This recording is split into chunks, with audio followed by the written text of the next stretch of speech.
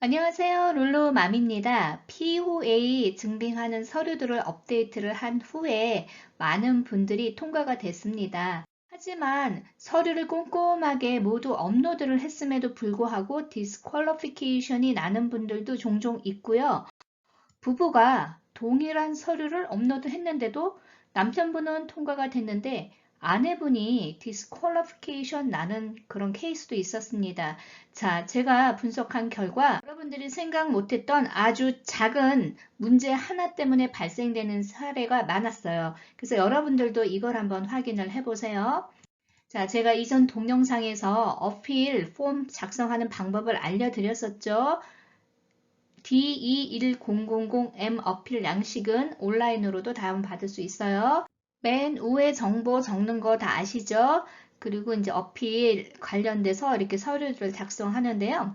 가운데 여긴 아무것도 적지 마세요 라고 제가 빨간 걸로 표시한 곳이 있습니다. 이거는 여러분들이 작성하는 곳이 아니에요. 여러분들의 고용주가 여러분들의 실업수당이 부당하게 청구됐거나 맞지 않게 청구되었을 때 어필을 하는 경우예요. 그렇기 때문에 여기는 그냥 블랭크로 아무것도 적지 말고 넘어가는 거예요. 그래서 여기 밑에 섹션 2에 내용을 적는데 대부분 간단하게 적으세요. 만약에 추가로 첨부를 해야 될 경우, 불가피한 경우 제외하고는 거의 이 내용 안에 들어가도록 하는 게 좋습니다. 추가 자료는 항상 페이지마다 소셜 번호, 그리고 EDD 어카운트 번호, 여러분의 이름을 모든 페이지에 다 적으셔야 돼요. 자, 여기 서류 리스트 쭉 나온 거는 다 이제 아실 거예요. 자, 여기에서 서류를 모두 제대로 업로드를 다 했어요. 그런데 남편분은 통과가 됐어요. 근데 아내분이 통과가 되지 않았어요. 혹은 남편분은 그냥 직장 생활을 하세요. 근데 아내분이 공동으로 1040 텍스 리턴 세금복을 하지만 자영업자임에도 불구하고 서류도 제대로 다 올렸는데도 불구하고 디스퀄리피케이션이 나는 거는요. 크게 걱정하실 문제는 아닙니다. 어떤 문제인지 여기서 한번 점검을 해볼게요. 자, 여러분들 1040 텍스 리턴 서류 익숙하니까 알죠? 그래서 스케줄 C만 올리거나 1099만 올린 분들은 디스퀄리피케이션이 나는 경우가 있는데요. 이 내용에 나오는 정보가 부족해서 그런 경우가 많습니다. 그래서 만약에 스케줄 C나 1099만 올리신 분들은 이 서류 업로드 했는지 먼저 점검하시고요. 또 하나는 1040 텍스 리턴 이 폼 양식에 1040라고 되어 있거나 1040 SR은 괜찮은데요. 1040 NR로 되어 있는 양식으로 하는 경우에도 문제가 될 수가 있습니다. 자, 그리고 또 하나 중요한 거는요. 두 번째 페이지입니다. 자, sign here라고 여러분들이 세금 보고할 때 쓰는 란이 있어요. 여기에는요. 사인을 반드시 하지 않아도 돼요. 왜냐? e-파일링을 하기 때문에. 다만 여기에 보면은 부부가 공동으로 세금 보고하실 때 위에는 남편, 밑에는 아내분 이름을 보통 적죠. 그런데 오른쪽에 보면은 직업을 적는 란이 있습니다. 그래서 보통 남편분들은 뭐 employee, manager 아니면은 self-employer 뭐 이런 식으로 적는데요. 여기에서 아내분을요. housewife라고 적는 경우가 있어요. 같이 부부가 공동으로 보고를 하더라도 그래서 이 부분이 있는지를 한번 확인을 해보세요. 남편과 같이 스케줄 C에 공동으로 세금 보고하는데도 불구하고 여기에 하우스와이프라고 표시되는 분들은요. 반드시 다음 세금 보고할 때 담당 회계사님께 말씀을 하신 다음에 여기에 셀프 임플로이어라고 변경을 하세요. 이게 문제가 되는 경우가 많았습니다.